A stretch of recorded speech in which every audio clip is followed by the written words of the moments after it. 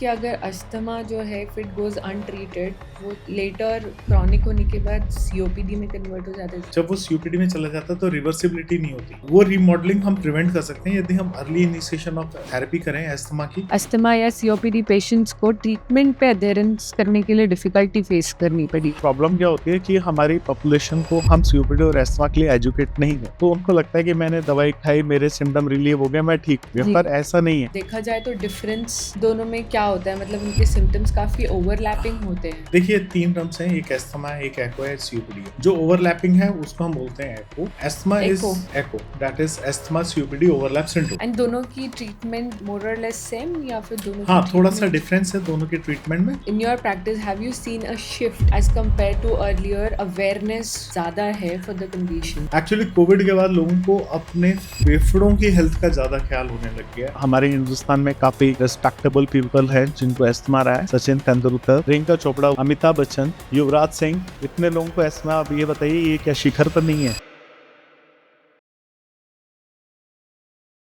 So, hello, welcome Dr. KP Singh, who's we all know that a leading pulmonologist to our show, which is Beyond the Pill, where health meets conversation. So, sir, start करने से पहले, I mean, how do you feel like being on the show? I mean, it's an absolute honor for me to have you with us today. Thank you for the invite. And to be honest, this will be my first podcast as a professional towards the health guide. I'm for the people. Let's put in what we can change in the patient's life or the citizens of India. Let's bust their myths, the treatment, latest advancement therapies in the era of the respiratory field.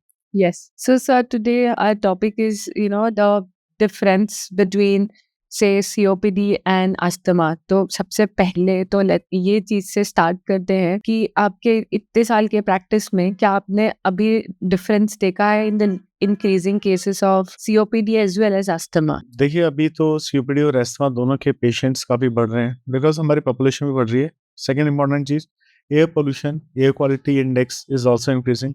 Habit of smoking is increasing. The increase in the smoking habit is now almost of the equal gender, to be honest. Yes. And regarding the biofuel exposure, जो पहले गांव में लकड़ियां या उपले जला के लोगों को सीओपीडी होता था, उसका थोड़ा सा prevalence as a etiological factor थोड़ा कम हुआ है because of LPG availability of the current government. Okay. And but there जो राइज हुआ है केसेस में, वो पहले जो हम सीओपीडी के पेशेंट देखते थे वो बेसिकली बुजुर्ग लोग होते थे, 40 इयर्स के आसपास होते थे. एस्थमा वाले थोड़े यंग होते थे. बट अभी जो हमारे क्लिनिकल प्रैक्टिस में पेशेंट आने लग गए हैं, I am seeing basically kids as old as 3 years and no with asthma kids as old as 3 years.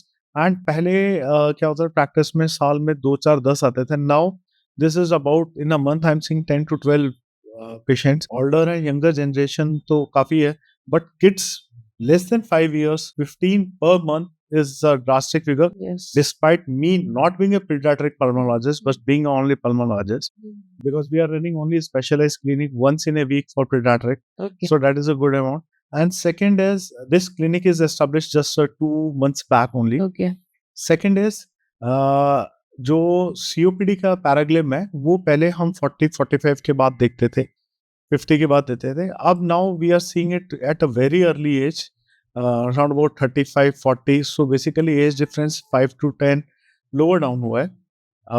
That is the basic cause. And asthma पहले सिंपल एस्थमा होता था कि only the lungs and what. Now it is more of accompanied by atopy. Patient is having rhinosinusitis, they are having symptoms of rhinitis, sneezing, उनको जुकाम भी हो रहा है, उनका आइज में इरिटेशंस भी हो रहा है, एंड इवन स्किन में अर्टिकेरिया यानी कि खुजली वगैरह भी, dryness of skin. So that is the whole thing. मतलब it has now become more a book picture. That means it is now a full blown picture. Okay. Okay. तो is it that way कि अगर अस्थमा जो है if it goes untreated वो later chronic होने के बाद सीओपीडी में कन्वर्ट हो जाता है? नहीं, हम सीओपीडी में कन्वर्ट नहीं हो जाता, वो सीओपीडी की तरह बिहेव करने लग जाता है क्योंकि उसमें रीमॉडलिंग हो जाता है. ओके. तो रीमॉडलिंग में क्या होता है, एस्थमा में we define it as reversibilities of the airways. तो जब वो सीओपीडी में चला जाता है तो रिवर्सिबिलिटी नहीं होती. So that is the problem. Then we have to use LABA/LAMA along with the ICS, and sometimes we have to use xanthine inhibitors also. वो remodeling हम prevent कर सकते हैं यदि हम early initiation of therapy करें अस्थमा की, and we stick to the therapy. यदि हम adherent रहेंगे therapy के लिए तो वो COPD की तरह behave नहीं करेगा and probably वो better है. Okay, okay. तो इससे देखा जाए तो डिफरेंस दोनों में क्या होता है? मतलब उनके सिम्पटम्स काफ़ी ओवरलैपिंग होते हैं। देखिए 3 टर्म्स हैं, एक अस्थमा है, एक एक्वा है, सीओपीडी है। जो ओवरलैपिंग है उसको हम बोलते हैं ACO. Asthma is ACO, ACO, that is asthma COPD overlap syndrome. Yes, okay, now जो प्लेन अस्थमा है, as per the definition there is a period of asymptomatology. Asymptomatology मतलब जब तक उसको कोई ट्रिगर नहीं मिल रहा है, तब तक उसके अंदर कोई सिम्पटम्स भी नहीं आते। ओके, तो ट्रिगर कैसे हुआ? जैसे सपोज़ कोल्ड हुआ, डस्ट हुआ, पोलन ग्रेन्स हुए, तो जैसे ही वो अपने ट्रिगर्स के संपर्क में आएगा, उसको एलर्जिक कैस्केड एलर्जिक रिएक्शन का कैस्केड चालू हुआ। He will develop bronchospasm, sneezing, rhinitis, itchiness in the eyes, तो वो चल अच्छा ये उनमें भी कॉमन होता है। जैसे कोई पेशेंट आया, वो कहता है कि साहब मैं अपने घर में जाता हूँ तो मुझे ज़्यादा दिक्कत होती है, मैं बाहर ऑफ़िस में काम करता हूँ, मैं ठीक रहता हूँ, मुझे रात को ज़्यादा दिक्कत होती है करेक्ट, क्योंकि मैं घर में हूँ। एंड वो उसका कारण क्या है कि जब डैम्प वॉल्स होते हैं so they gives more antigenicity right, because what happens with the damp walls is they grow fungal. The fungus grows inside them and then that antigenicity is inhaled. So it gives them a trigger. So that is one of the factor. घर में जाता है suppose pets हैं, उससे हो जाएगी। यदि कोई बैचलर है, स्टूडियो अपार्टमेंट में रह रहा है, उसने क्लीनिंग नहीं की, डस्टिंग की, तो पर्दों पर धूल लगी हुई है, राइट, वो भी इम्पोर्टेंट। तो मोस्ट इम्पोर्टेंट चीज क्या है कि अस्थमा में यदि आप ट्रिगर फैक्टर से थोड़ा दूर रहो, adequate therapy low, so this doesn't comes wrong. This will actually help you in leading a near normal healthy life, okay, right? Interesting, and जब आपको वो ट्रिगर्स नहीं है, तो आप अपने आप पहचान लो भाई मुझे ये ट्रिगर नहीं है, तो अभी मुझे प्रेसिपिटेट नहीं हो रहा। लेकिन इसका मतलब ये भी नहीं होता कि आपको दवाई नहीं लेनी है। आपको ओके, एक बार एस्थमा को स्टेबल करना है, मिनिमम डोजेस पर रखना है, आईसीएस और लाबा और LAMA plus ICS if recommended, then उसको लोअर डोजेस पर उसको रखना है। It's just like wearing your specs. मुझे स्पेक्स उतार के भी दिख रहा है, लेकिन मुझे अच्छा स्पेक्स लगा के दिख रहा है। सो दैट इज द डिफरेंस। यदि हम दवाई ले रहे हैं तो हम बेटर फील कर रहे हैं। वो काम हिंदुस्तान में हमारे प्रॉब्लम क्या होती है, हमारे हिंदुस्तान जब तक हमें वो दिखना बंद नहीं हो जाएगा ना, हम जाएंगे तब नहीं तक डॉक्टर के नहीं पास। डॉक्टर के पास नहीं तो जाएँगे। वो प्रॉब्लम उसको आइडेंटिफाई करना है कि आप चश्मा पहन के ज्यादा लंबे अरसे तक अपनी आंखों की सुरक्षा कर सकते हो और बिफोर लैंडिंग अप मतलब do it to an attack, complicated, correct, right? Yeah, so you should use the drug as early as possible and get a then जितनी जल्दी आप सीओपीडी, अस्थमा या एको में दवाइयाँ चालू करेंगे, उतनी ही आपको कम दवाइयाँ लेनी पड़ेंगी। लेकिन वो कम दवाइयाँ आपके एडेरेंस के ऊपर डिपेंड करेगा कि आपको आपके जैसे पल्मोलॉजिस्ट बता रहे हैं, आपको वैसे ही दवाइयाँ लेनी है। ओके। दैट्स एंड दोनों की ट्रीटमेंट गोज़ मोर और लेस सेम या फिर दो हाँ, थोड़ा-सा डिफरेंस है दोनों के ट्रीटमेंट में, बिकॉज़ एक में तो क्या है एयरवे रिवर्सिबिलिटी है, एक में ट्रिगर फैक्टर है, एक में एयरवे रिवर्सिबिलिटी नहीं है। Trigger factor add on plus minus होते हैं। दूसरा क्या है कि सीओपीडी का जो ट्रिगर फैक्टर है that is more of a infectious etiology, asthma का जो ट्रिगर फैक्टर है that is more of allergy. Okay, okay, But we cannot say that asthma does not precipitate with infections also, it does. Okay. तो in both the cases अगर flare up होता है या एक्साजरपेशंस होते हैं तो उसको कैसे मैनेज कर सकते हैं? यदि फ्लेयर अप और एक्सेलरेशन हो रहा है, फर्स्ट आपको यदि आप प्रीवियसली डायग्नोज सीओपीडी अस्थमा है, तो आपको आपकी इनहेलेशन थेरेपी जो डॉक्टर साहब ने लिखी हुई है, जो आपके पल्मोनोलॉजिस्ट, चेस्ट फिजिशियन या फैमिली फिजिशियन ने प्रिस्क्राइब की हुई है, उनसे आप पहले बात करिए कि आपके लिए फिलहाल जब एक्सेलरेशन हो रहा है तो एक रिलीवर थेरेपी होती है। वर्ड के अंदर ही ना के अंदर ही सारी चीजें छुपी हैं। रिलीवर रिलीवर मीन्स जो आपको तुरंत रिलीफ दे दे। राइट, तो जब आपको वो रिलीवर थेरेपी देंगे, आपके सिम्टम्स थोड़े कम हो जाएंगे। उसके बाद आप अपने हॉस्पिटलाइजेशन के लिए या डॉक्टर कंसल्टेशन के लिए जा सकते हैं। बट ऐसा वर्ल्ड स्टडीज में, डब्ल्यूएचओ की स्टडीज में एंड जिन एंड गोल्ड की स्टडीज में पाया गया है कि if the relievers are given on the appropriate time, that could decrease the mortality, मतलब बीमारी से होने वाली जो मृत्यु दर है वो थोड़ी कम। ओके, और हमारा मोटिव एज अ डॉक्टर ये रहता है कि हम एक बेहतर जीवन अपने मरीजों को दे सकें करेक्ट, और उनकी जानें बचाएं। Correct. That's how it is supposed to be. And when we talk about adherence, आपके इतने साल के प्रैक्टिस में आपने क्या ये चैलेंजेस फेस किया है जहाँ आपको अस्थमा या सीओपीडी पेशेंट्स को ट्रीटमेंट पे एडहेरेंस करने के लिए डिफिकल्टी फेस करनी पड़ी? हाँ, वो बिल्कुल आप सही कह रहे हैं और very well pointed out. Actually treatment adherence पर प्रॉब्लम क्या होती है कि हमारी पॉपुलेशन को हम सीओपीडी और अस्थमा के लिए एजुकेट नहीं करते। जी, तो उनको लगता है कि मैंने दवाई खाई, मेरे सिम्पटम रिलीव हो गए, मैं ठीक हो गया, जी, पर ऐसा नहीं है। जो इन्फ्लेमेशन का कैस्केड है वो तो आपकी बॉडी के अंदर ट्रू, कंटिन्यूअस चल रहा है। ट्रू, तो we have to explain him कि भैया ये आपको दवाई लेनी है, आप दवाई ले रहे हैं इसलिए आपको ये महसूस नहीं हो रहा।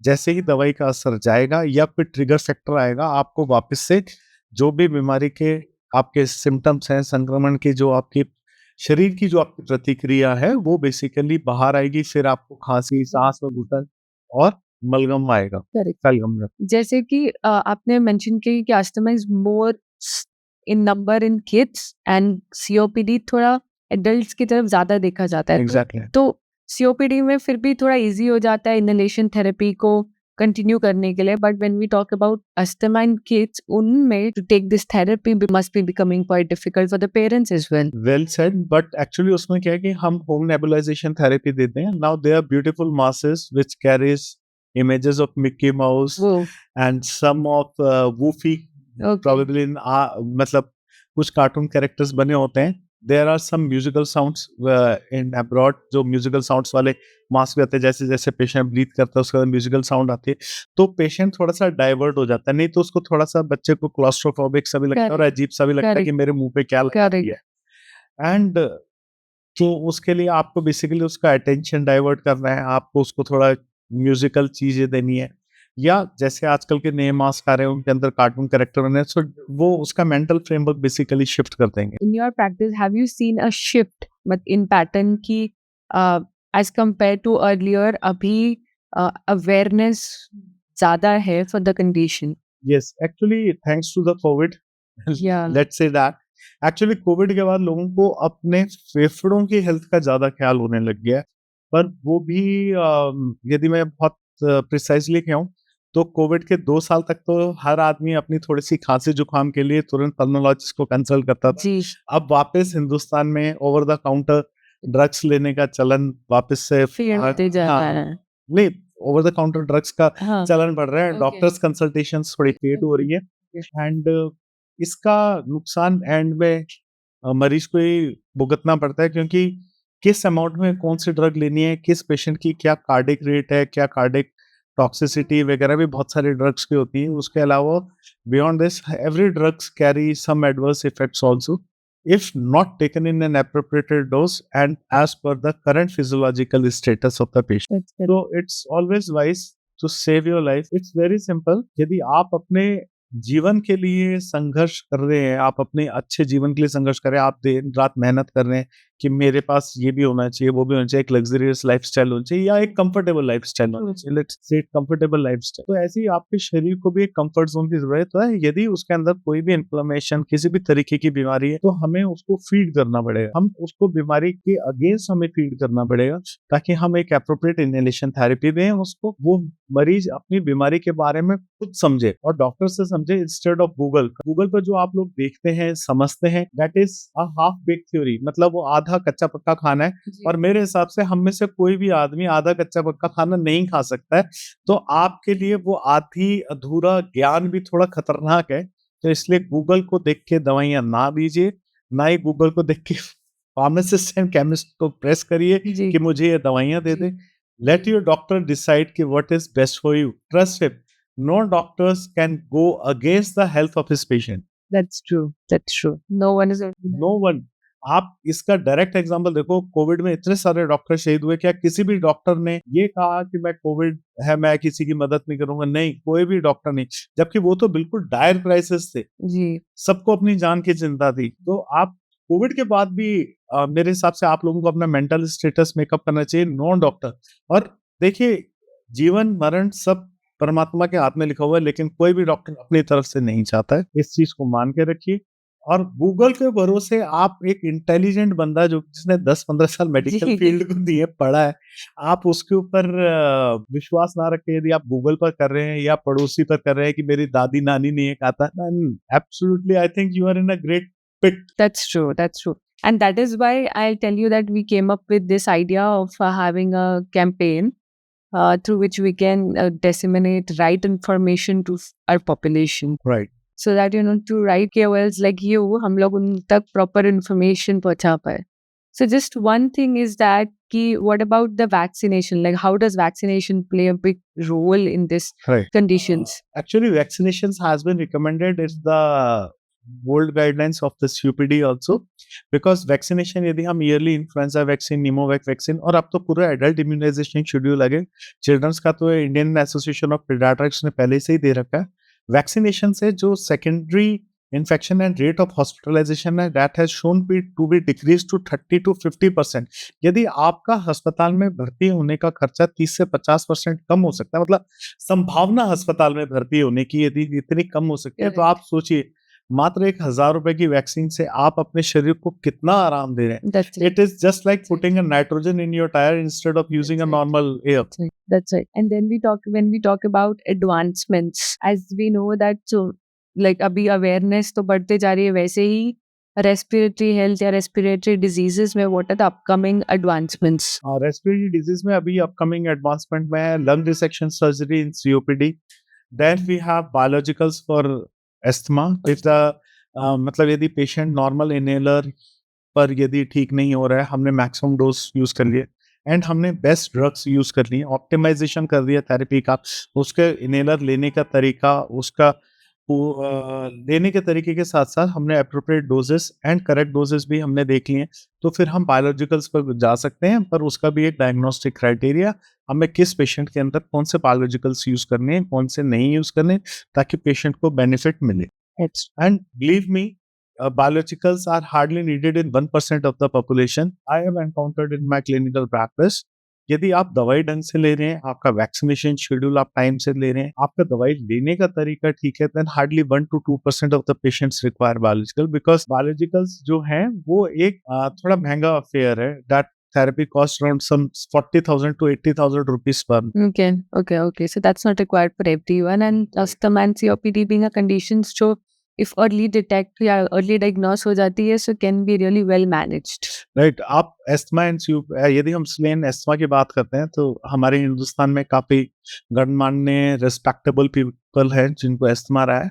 Abdul Kalam Azad, Sachin Tendulkar, Priyanka Chopra was the brand ambassador to create awareness in asthma, if somebody remembers. Amitabh Bachchan, Mohammad Azharuddin, Yuvraj Singh, इतने लोगों को एस्थमा. अब ये बताइए, ये क्या शिखर पर नहीं है? जी. It's very simple. आपको अपनी बीमारी से दोस्ती करनी है. यदि आप अपने आप से दुश्मनी करोगे, तो आप खुद आगे कैसे बढ़ोगे? तो आपको अपनी बीमारी से दोस्ती करनी है और उसके साथ आगे बढ़ना है. It's two way. So like thank you for really, I mean, it छोटे कम time में for joining us and giving us this support so that you can help us spread the awareness about the same. It's an honor, sir. Thank you, and it's honor being there. Let's create some good things, good awareness among the people of India, and please refrain yourself from pollution. Do good things. At least plant a tree. Yeah. Make your next generation have good breath. Yes. And trust your doctor, not the Google. Yeah.